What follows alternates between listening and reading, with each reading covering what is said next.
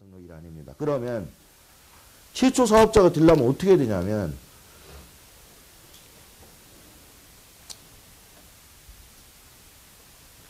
(2010년도입니다) 2009년입니다. 땅 사요. 건축 허가 받아요. 근데 이때까지만 사람들은 사업자 등록일 건축 허가를 받고 건축 그게 나오면 사업자 등록을 해요. 그럼 최초 사업자 됐네. 그래서 연말 이전에 다 팔아야 돼. 10개를 지어서 20개를. 그럼 1월부터 팔기 시작해요. 한 채. 그럼 이때부터 시작하는 거야. 악착같이 12월 전에 10채 20개 다 팔아야 돼. 그래야 요 당해년도 것을 5월 달에 추계로 신고할 수 있어요. 못 팔으면 어떤 문제가 생겨요? 19개만 팔고 하나 남겼네. 하나 남겼어요. 그래서 5월 달 돼가지고 신고하는데 나 19개 파는 것을 추계로 신고할 수 있느냐? 이게 된다고 그래. 왜? 최초 사업자니까. 그래서 19개를 추계로 신고했어요. 하나 남았잖아. 하나 해가 넘어갔잖아. 요때 팔았네. 2억에. 그럼 요 2억에 팔은 거 요 5월 달에 세금 내야겠지. 2억에 팔은 거를 세금을 내려고 가면서 나 작년에도 추계를 했고 19개, 2일이면 2구, 한 30몇 억을 추계를 했고 하나 남은 2억짜리 다시 추계를 하려한다. 하면 세무서가 뭐라 그래? 뭐라고 그래? 아니 양도가 아니죠. 지금 사업자니까. 최초 사업자가 아니잖아. 그러는 거지. 최초 사업자 아닌 당시엔 왜? 당해년도가 이건데 전년도에 38억 원어치 수익 금액이 있는 직전 연도 자료가 있잖아. 그러면 이건 당시 복식부기 의무자구만. 그러니까 2억 원이긴 하지만 이것 때문에 복식부기 의무자가 됐으니까 장부를 신고해. 그러면 2억 원에 대한 복식부기만 하는 게 아니에요. 2억 원은 전체 땅과 건물 중 여기 한쪽에 있는 거야. 근데 요것만 장부가 되는 게 아니에요. 요걸 장부를 하려면 이걸 다 해야 돼. 아니, 공동주택이 여러분들 대주권 지분 아니에요. 그러니까 그거 하나만 장부가로 나오는 게 아니에요. 토지 전체 산 거부터 다 나와야 돼. 그래서 하나를 못 팔아서 이쪽으로 넘어오잖아요. 그러면 장부를 요것 때문에 복식부기로 해야 된다. 그러면 이 말을 듣고 꼬박꼬박 세무서에 가서 다 했다. 그러면 전년도에 낸 이 세금 다시 더 내야지. 추계 하나만 하지. 그러니까 목숨 걸고 댕겨야 돼. 안 팔리면 동네 친척한치라도 이전해놔야 돼. 그러면 그때 다 20채에 대한 게 끝나. 이게 최초 사업자요. 이게 최초 사업자의 허점이 뭐냐면 최초 사업자라는 것이 과세관청에서도 방법이 없어서 최초 사업자가 되면은 추계로 신고할 수 있습니다라고 해놨지만 그 최초 사업자가 해를 남겨서 다른 사업을 계속 하게 되면 빼도 박도 못하고 다시 장부로 가게 되는 거예요. 그래서 일반 제조나 도소매, 건설 이런 업종은 최초 사업자의 의미가 없어요. 사실. 계속해서 장사하잖아. 그 사람들은 좀 걷어놓고. 근데 부동산 신축은 특징이 만약에 이 사람이 이때 지어서 20개 다 분양했다. 그러면 끝난 거 아니야. 여기 사무실 있던 거 없애버리면 되지. 더 이상 여기 뭐 있어. 집 지어서 다 팔았으면 끝났지. 딴 동네로 가든지. 그리고 폐업하고 끝나면 최초 사업자 한 해만 해먹고 딱 정리한 겁니다. 이게 옛날에 주택 신축 판매하던 분들의 방식이에요. 그래서 가끔 실수하는 분들이 한두 개를 못 팔고 해를 남겨놔. 그러면 어떻게 했어야 되냐면 당신 복식부기 대상자야. 그러더라도 복식부기로 안 하고 나는 장부가 없다. 건축비 안 나온다. 그래서 이거를 추계로나 신고하려한다. 그럼 페널티가 붙잖아. 그게 바로 뭐요? 먼저 공부한 기준경비율로 국세청 벌칙 3배 정도, 2.4배 정도 더 내는 규정이 있었죠. 그러니까 이거 하나에 대해서는 그렇게 내고 딱 떠는 거예요. 그래야 전년도에 영향을 안 미쳐. 근데 잘 모르고 이거를 자기 꼼꼼하게 한답시고 하다가 전년도까지 영향을 미치는 경우도 있다. 어찌됐든 저 하나 남은 거는 국세청 배율 적용해서 기준경비율로 때리기 때문에 세금이 꽤 셉니다. 그렇게 예전에 빌라를 지시던 분들이 가끔 이렇게 투지를 받는 경우들이 생각보다 많이 있어요. 왜? 한 해에 다 못 팔으니까. 그래서 원칙은 최초 사업자는 요 당해년도에 다 정리하는 거예요. 그래서 팔으면 여기 적고 옆 동네 가죠. 가서 또 땅 사죠. 또 지쳐. 허가 받죠. 누구 이름으로? 와이프 이름으로. 그래서 새로 또 합니다. 이렇게 뺑뺑뺑뺑 돌다가 나중에 한 4, 5년 지나면 또 자기 이름으로 한번 돌고. 어찌됐든 그렇게 하면 세금 처리는 심플하다 이거죠. 이거를 국세청이 못 봐주겠다 한 겁니다. 이제.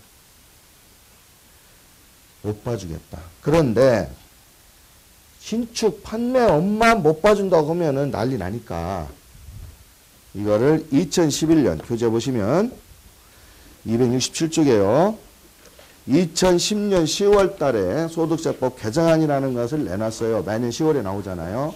그래서 2011년부터는 이 소득세법 개정안대로 과세를 하겠다. 이렇게 내놨고 한 장 넘기시면 이게 이제 143조의 개정 규정이 들어갑니다. 이게 이제 우리한테 신축 판매 하시는 분들의 무시무시한 규정이에요. 그 4조 143조 사항이 단순 경비율 적용 대상자 밑줄 그으세요. 지금 여기 단순 경비율 적용 대상자란 다음 각 호의 어느 하나에 해당하는 사업자를 말한다. 이게 지금 제가 얘기한 추계 요거예요. 요거 90% 공제받는 건. 현장 하나에서 하나 해서 합숙고 당일연도에 다 팔고 짓고 팔고 싹. 그러니까 짓는 거는 전년도에 져도 돼. 팔기 시작하면 그 해에 다 팔아야 돼. 그러니까 파는 타이밍을 열초로 맞추는 게 좋아요. 파는 타이밍을 연말로 맞춰버리면 한 두세 개 팔고 해를 넘겨버리면 골치 아파. 2개년도가 되니까. 그래서 그런 것들을 잘 구분해서 이제 매각을 하는 거예요. 그래서 그런 사람이 작년까지는 이렇게 취초사업좀 다 됐는데 1항 보면은 어떻게 바뀌었냐면 해당 과세 기간에 이게 당해년도라는 뜻입니다. 당해년도 해당 과세 기간에 즉 우리가 요번 5월 달에 세금 낸다 그러면 작년 1월 1일에서 12월 31일까지 이게 해당 과세 기간이야. 그리고 올 1월 1일에서 12월 30일까지 우리가 사업에서 번 돈을 내년 5월에 신고하는데 요게 해당 과세 기간이에요. 네. 해당 과세 기간, 당해년도 과세 기간에 신규로 사업을 개시한 사업자. 요게 최초 사업자지. 신규로 사업을 개시한 사업자. 요게 최초 사업자. 사업자 등록이라고는 무관합니다. 즉, 그 해당 연도에 처음으로 분양을 시작한 사람. 이렇게 생각하면 돼. 해당 연도에 사업자 등록을 안 했어도 처음으로 분양을 시작한 사람.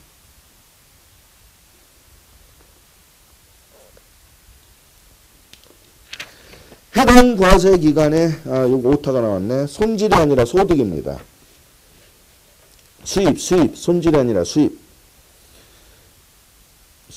해당 과세 기간의 수익 금액이 소득세법 시행령 208조 5항 2호의 강목에 따른 금액에 미달한 사업자. 뭐 말이 어려운데 복잡하게 생각하지 말고요. 그 5항 2호 이렇게 쭉 긋고 1억 5천 이렇게 쓰세요. 1억 5천만 원. 그리고 괄호치고 주심판. 작년 그러니까 개정되기 전 규정에는 뭐라고 되어 있냐면 해당 과세 기간에 신규로 사업을 개시한 사업자 이걸로 끝이야. 즉 얼마를 벌던 신경 끈다. 얼마를 분양하던 상관없다. 이걸로 끝났어요. 그런데 2011년에 요 말이 붙어버린 거야. 해당 과세 기간 신규 사업자도 지금 아래 강목에 해당하는 금액을 미달하는 사업자니까 그 금액 이상인 사업자는 단순경비율 적용 안 된다. 즉 장부로 해야 된다. 요 얘기입니다. 그러니까 이 아래 표를 보면은 부동산 매매업은 얼마냐면은 3억 원입니다. 그 다음에 건설업이라고 되어 있는데 거기에 주심판이에요. 주택 신축 판매업은 1억 5천만 원입니다. 그 다음에 부동산 임대업은 7,500만 원입니다. 그래서 우리 부동산 관련 업종에 이게 가장 데미지가 큰 거야. 다른 사람은 최초 사업자의 의미가 별로 없기 때문에 이 규정이 별로 어떤 불이익을 미치지는 않습니다. 근데 우리 부동산 관련 업종은 이 숫자가 타켓이에요, 타켓. 자, 봅시다. 매매업으로서 3억 원이래요. 일반 대형 부동산 하나 파는데 매매가 3억 원짜리. 3억 원 이하짜리 얼마나 되겠어요. 그리고 매매사업자는 1년에 몇 번을 하라고요? 일과세기간에 뭘 사고 뭘 저거 해서 뭐 1년에 하여튼 뭐 몇 건 하라고 그랬잖아. 그러면 한 5천만 원짜리 그렇게 해야 3억 원 미만 될까? 5천만 원짜리 서울시내 어디 있지도 않구만. 총 매매가가. 그러니까 이 금액 기준은 하지 말라는 얘기예요. 기초사업자라 하더라도 매매업이나 신축 판매업은 이거 하지 못하게 만든 규정이에요. 현실적으로 안 맞잖아요. 두 번째 규정, 부동주심판 1년에 1억 5천만 원이랍니다. 사업자 등록 내든 어쨌든 지금 분양하기 시작해서 연말까지 분양한 총액이 수익금액이니까 이익이 아니라 그게 1억 5천만 원. 서울 시내에 빌라 한 채 얼마예요 지금? 아무리 저 변두리에 가도 2억은 하대요 요새. 한 채만 팔아도 1억 5천이 넘어. 예를 들어 개집 지어서 10개 팔아도 1억 5천 넘을 거예요 요새. 그러니까 집을 지어서 파는데 1년 팔은 총액이 1억 5천 이상이면 이거 하지 마라. 그 얘기 뭐예요? 그냥 하지 마라. 이게 차라리 부동산 매매업, 주택 신축 판매업자는 추계신고를 최초사업자라 하더라도 하지 말고 장부를 해야 됩니다. 이유는 몇억 몇십억 이렇게 버는 사람들이니 세무사 비용 아끼지 말고 장부하시고 토지하고 건물에 대한 신축 공사 원가니까 칼같이 대체대표 손익계산서 공사원가 명세서 이런 거 다 만들어서 정확하게 신고해라.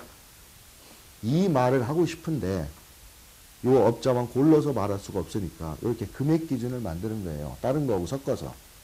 다른 업 중에는 별 영향이 없어요. 그 다음에 임대업 같은 경우는 좀 틀리죠. 7,500이라는 기준이 하나 이제 생긴 거예요. 근데 임대 같은 경우는 사실 매년 세를 줘야 하잖아요. 여러분들이 집을 지어서 세 주면 1년 세 주고 끝냅니까? 그 다음에 또 주잖아요. 그래서 결국은 계속해서 가는 계속사업자예요. 임대는. 그래서 7,500만 원은 첫 해 기준만 정해주는 거고 그 다음에부터는 일반적인 임대 기준에 의해서 가는 겁니다. 그래서 임대는 이게 뭐 큰 뭐는 없어요. 어찌됐든 주심판이 가장 큰 타깃인 거야. 옛날처럼 그렇게 하던 분들이 이거를 못해 이제. 그래서 2011년부터 이제 우리가 주심판을 하면 방금 공부한 이 방식을 못 쓰고 이렇게밖에 할 수 없다. 이러면 주심판을 우리가 공부를 이렇게 3시간 동안 예를 들어서 할 필요가 없죠. 뭔가 방법이 있으니까 지금 하자고 온 거겠죠. 그거를 두 번째 시간에 파헤쳐 보겠습니다. 2억 9천짜리를 한 개만 하면 또 횟수가 안 맞으니까 안 된다는 얘기죠. 2억 9천? 3억 미만이니까. 매매업? 네. 신주년들 하나만 풀면 또 개수가 안 맞잖아요. 예. 안 된다는 얘기죠. 그렇죠. 아까 제가 그러잖아요. 매매업자로서 지금 부가치세에 있는 건 1과세기간에 매트기간 3위, 연 1년간 6번 정도. 파는 것만 따지면 4번. 그러면은 1억, 3억을 가지고 나누기 4 하면은 1억도 안 되는 것만 팔고 다녀야 돼요. 그거 매매업 왜 해? 즉, 그렇게 장부를 하는 사람은 매매업자는 장부를 다 하란 얘기예요. 그리고 솔직히 매매업자는 장부를 하는 게 맞아요. 경매받으면 매매계약서 최근에 다 있잖아. 그 다음에 그거 얼마에 팔았으면 판 계약서 있잖아. 그러니까 그게 장부요. 그거를 70% 80%의 경비율이 있다고 해서 그걸로 떨어먹는다는 건 좀 무리가 있죠. 근데 문제는 주심판이라니까.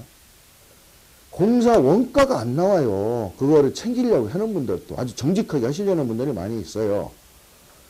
근데 땅값이야 모르겠는데 공사 원가를 증빙서류, 세법으로 정한 합법적인 증빙서류에서 원가를 잡을 수가 없어. 그 다음에 나름대로 이 사람은 부가세 다 주면서 잡아왔지만 상대방이 가짜가 많아. 어떡하냐고. 그게 잘못되면 다 자기한테 페널티가 오는데. 그 다음에 인건비, 노무비가 집공사할 때 많이 들어가는데 40% 정도. 노무비 처리하려면 그 사람한테 민증을 받아야 돼요. 원천징수 정수로 만들어야 되니까. 그럼 민증 가지고 와서 노가다판에서 일하는 분이 과연 몇 분이나 됐을까? 우리나라 현장에. 우리나라 분들이 일합니까? 안 하지 지금. 다 외국에서 들어온 양반들이 노가다 하고 또 요즘은 그런단 말이에요. 그 사람도 민증은 있어요. 그러면은 을근 근로소득이라고 갑근도 아니고 또 이상한 거 띄어야 되는데 그거 탈 수가 없지. 오히려 그것도 그거지만 국내인이라 하더라도 돈을 넣어주려고 보면은 통장 계좌가 와이프 계좌나 엉뚱한 사람 계좌야. 왜? 그 사람 통장 못 써요. 신불자야. 그러면 건축 입장에서는 몇 억씩 돈이 나가는데도 불구하고 증빙을 거래 상대방 때문에 처리를 못한다. 그러면 이게 과세관청에서 봐주느냐? 안 봐줍니다. 그거는 그 사업자의 탓이에요. 잘못되면 그 사람이 다 불어내야 돼. 그러니 이게 이렇게 해서 이제 그러니까 예전 2010년 이전에 그런 식으로 빌라를 하던 분들이 문제가 된 건 맞아요. 사실은. 너무 무리하게 했어. 이렇게 계속 바꿔가면서. 특히 그런 것이 좀 문제가 됐던 경우가 제가 예전에 그 전에 소득세과 근무할 때 이런 조사를 많이 했는데 용산하고 왕십리 재개발할 때 이게 문제가 많이 돼서 언론에 보도가 된 거예요. 이렇게 집만 잘 지어서 팔고 빠지고 하면 좋으신데 예전에 그 2010년 이전에 재개발 재건축이 한참 특히 재개발이 뜰 때 딱지라고 그러죠. 입주권. 입주권 딱지 하나 있으면 아파트 하나 생기니까 프리미엄이 막 붙어요. 근데 입주권 딱지 누가 가지고 있어야 돼요? 재개발으로 지정된 지역에 조합원만 주는 거야. 근데 세입자 안 주거든요. 그 지역에 집 가지고 있는 사람 줍니다. 그런데 어느 산동네에 보니까 조합원이 1000명이야. 1000명으로 이거를 사업을 하면은 다 될 것 같아. 근데 어느 날 갑자기 건축업자 하나가 들어와가지고 여기다가 다세대 주택을 짓는데 내일 모레 부셔질 집 짓는 겁니다, 지금. 재개발로 지정된 지역에 집을 신축하고 있어. 내일 모레 저기서 밀어버릴 건데 다. 그 왜 질까요? 입주권 지분 달라. 그래서 20개 다세대 졌다. 그럼 입주권 20개 따는 거예요. 그래서 그거를 지어놓고 입주권을 바라는 사람이 와서 그걸 하나씩 지분 쪼개기라고 그래. 하나씩 삽니다. 내일 모레 부셔질 집을. 비싸게 사요. 그러니까 짓는 사람도 많고 사는 수요가 또 있으니까 안 팔리면은 사돈의 8촌까지 하나씩 다 배정해줘. 입주권 나오면 프리미엄 묻혀서 팔고 가. 재개발은 그게 가능하니까. 그러니까 1000명의 조합원으로 가야 될 사업이 어느 날 보니까 2000명의 조합원이 됐네. 이게 되겠냐고. 그래서 한참 신문방에서 떠들어졌어요. 그러니까 이거를 누가 손을 대? 국세청이 손을 댈 수밖에 없죠. 이런 일을 했던 사람만 골라서 돼야 되는데 이런 일을 누가 했는지 잘 모르니까 용산세무서 관내, 저쪽 왕십리 쪽 관내 해가지고 이쪽 재개발 지역 관련된 세무서에서 그 관내에 등록된 주심판업자들은 다 조사했어. 그러니까 이런 아까 모자 바꿔 쓰는 것들이 막 나타나는 거죠.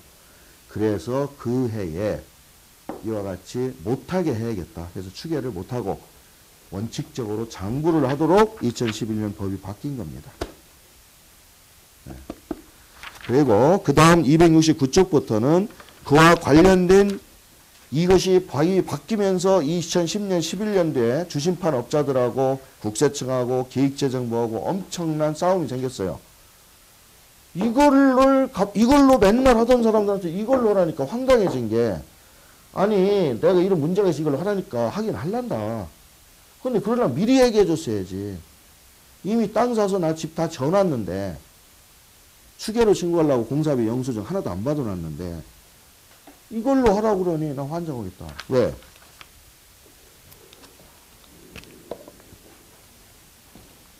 자, 이게 2011년이에요. 이게 2010년. 어떤 사람이 2010년 10월에 이런 얘기가 나왔지만 무시하고 이때 땅 사가지고 이때 허가 내서 집을 짓기 시작합니다. 근데 집 짓는 거하고 사업자 등록 낸 거하고는 아무 상관이 없어. 그리고 2011년 들어와서 한 채 팔았어요. 두 채 팔아. 집에서 팔아. 근데 이놈의 법이 딱 생기니까 어떻게 하면 2011년도 최초 사업자부터는 1억 5천만 원 이상 팔면 추계 못하니까 결국 장부해. 이렇게 된 거야. 그러면 이때는 팔기 시작한 거예요. 준공 나서. 공사 언제 했어? 이때 있잖아 공사. 그럼 이때 공사할 때는 추계로 신고할 생각으로 영수증 하나도 안 받았어. 이때 와서 법 이렇게 바꿔놓고서 이 사람 보고 다 너 영수증 해와. 그럼 1년 전에 공사한 사람들 다 찾아다니면서 도장 다시 받고 도급계약서 다시 쓰고 이 사람 세금 처리하고 이걸 누가 해? 그러니까 이 사람이 뭐라고 여기냐면 나는 이때 사업자 냈으니까 최초 사업자를 이때로 봐줘라. 그래서 법은 이때부터 시행되니까 나는 2010년에 최초 사업자가 된 거니까 나는 요번에 팔았어도 어떻게? 추계로 신고하게 해다오. 이렇게 주장하는 게 합리적 아니에요. 억울하잖아. 이래서 무지하게 싸웁니다. 그러면 국세청이나 기획재정부는 네가 무식해서 그렇지 최초사업자는 사업자 등록일이 아니오. 이렇게 그러는 거야. 그래서 사람들이 그걸 가지고 막 따지니까 269쪽이요. 그 최초 사업자 가지고 이제 따지는 거예요. 왜냐면 이 법 자체가 잘못됐다고 못해요. 왜냐하면 저게 이제 규정화됐으니까. 그러니까 최초 사업자가 언제냐에 따라서 추계로 갈 수도 있고 안 갈 수도 있어요. 그러니까 269쪽이 기획재정부가 이걸 누가 물어보니까 이런 답변을 했어요. 부가가치세법 시행규칙 3조에 따른 날이다. 제일 하단위로 오세요. 제일 밑줄을 제일 아래 기타의 사업에 있어서는 재화 또는 용역의 공급을 개시하는 날. 여기 밑줄 그것이라고. 기타의 사업이 주심판입니다. 그리고 재화입니다. 재화가 분양입니다. 분양. 최초 분양.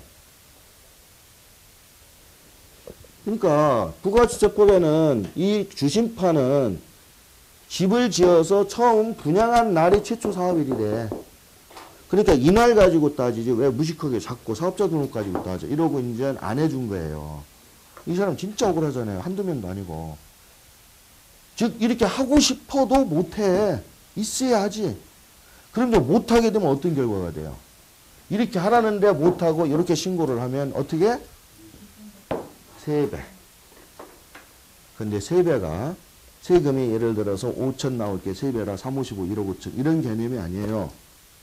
소득금액이 3배를 뜨니까 세율이 점프해. 그러니까 5천 나올 거 1억 5천이 아니라 3억 이런 식으로 뛰는 거예요. 세금 한 번에 내야 됩니다. 물론 정확하게 따지면 솔직히 그렇게 내도 손해본 거 없어요. 그러나 이때 걸친 분들은 전년도 추계로 낼 때와 비교하면은 무지하게 억울한 거지. 그래서 다 엄청나게 시끄러웠어요. 그러다가 뭐 단순 경비율이 어떻거니 여러 가지 말이 나오다가 272페이지로 보았어요. 일단 이게 이제 마지막으로 마무리가 됩니다. 정부도 나중에 이런 상하점들이 막 생길 수밖에 없는 이유가 이게 집 짓는 사람들이 뭐예요? 도시형 생활주택 나왔다 얘기거든. 그러면은 기획재정부는 세금 걷는 부서니까 국세청 통해서 이런 식으로 세금을 갑자기 추계로 못하게 해가지고 3배 이상 거두라고 그러고. 그 다음에 또 기획재정부 산하인데 기획재정부에서 이런 집, 아니 기획재정부 국토고 국토해양부는 도시형 생활주택 짓기만 하면은 은행을 통해서 돈을 저리로 용자해 준다고 꼬시고. 그럼 이거 어떻게 된 거야? 집 지라고 돈 줄 테니까 제발 이런 집 지어서 분양하고 임대하라고 막 하고 한쪽은 그동안에 추계로 과세하던 걸 갑자기 장부로 해서 한 3배 더 걷어가고 이게 정부 정책이 이제 하나는 공급과 세금 문제 이런 문제가 막 생기니까 아무래도 정부도 좀 문제가 있다 그랬는지 12월 달에 이 경과 조치라는 걸 하나 만들어서 구제를 해줍니다. 이때 떠들던 사람들은. 이게 272쪽이에요. 하단에 보시면은 제 12조라고 했는데 이게 부칙 규정이에요. 본법도 아니고. 이영 시행일 전에 건축법, 주택법 또는 그 밖의 법률에 따른 착공신고서상의 착공일 또는 착공 예정일을 2010년 이전의 날로 신고를 한 사람은 봐주겠다. 그래서 착공일 기준으로 바꿔줘요. 한번. 단 요때만. 자, 그러면 다시 보세요. 최초 사업자를 세법 부가가치세법으로 보면 이때 분양을 했으면 이 사람은 이때 2011년에 분양한 사람이기 때문에 꼼짝없이 장부해야 돼. 근데 이때 공사를 했어요. 이 사람들한테 이때 법 만들고서 너 지금부터 세금 이게 2010년 12월 31일이니까. 이게 너무 억울하잖아. 그래서 나중에 결국은 이날 이전에 구청에 착공신고만 했다. 이 사람 이전에 착공신고했던 집 졌다는 얘기예요. 두 가지 경우가 있어. 착공신고하고 집까지 다 지은 사람 있고 착공신고만 하고 집은 이때 지어서 이때 파는 사람도 있고 그런 사람도 착공신고만 들어갔으면 이거는 다 봐준다. 뭐로? 추계로 해줄 수 있게. 종전법대로 해라. 이렇게 되는 거예요. 최초 사업자로 와서. 그래서 이때의 이날 이전에 이 법이 시행되기 전 이전에 구청에 착공신고서 집어넣은 사람은 지금 한참 있다가 지금 집 지어서 팔아도 추계가 돼요. 물론 그런 경우가 좀 있는지 모르겠지만 우리 건축사가 계시긴 한데 이때 착공신고서 들어간 날을 가지고 한 3, 4년 있다가 집 질 수도 있나요? 조사 기간에 아주 길게 어떤 방법으로 공사를 한다든가 땅을 파다가 나중에 또 하여튼 뭐 지연을 해도 법에는 시비는 안 걸어. 이때 착공신고서 들어간 것만 만약에 신청이 있긴 하는데 그런데 이게 유효하다면 지금 추계로 가도 되긴 돼요. 근데 이제 이미 지금 2014년입니다. 여러분들하고는 해당 사항 없으니까 그냥 갑시다. 그런 해당 사항 있는 분 있으면 오라고 그러고. 예. 여기까지가 주심판의 1편입니다. 쉬었다가 하겠습니다.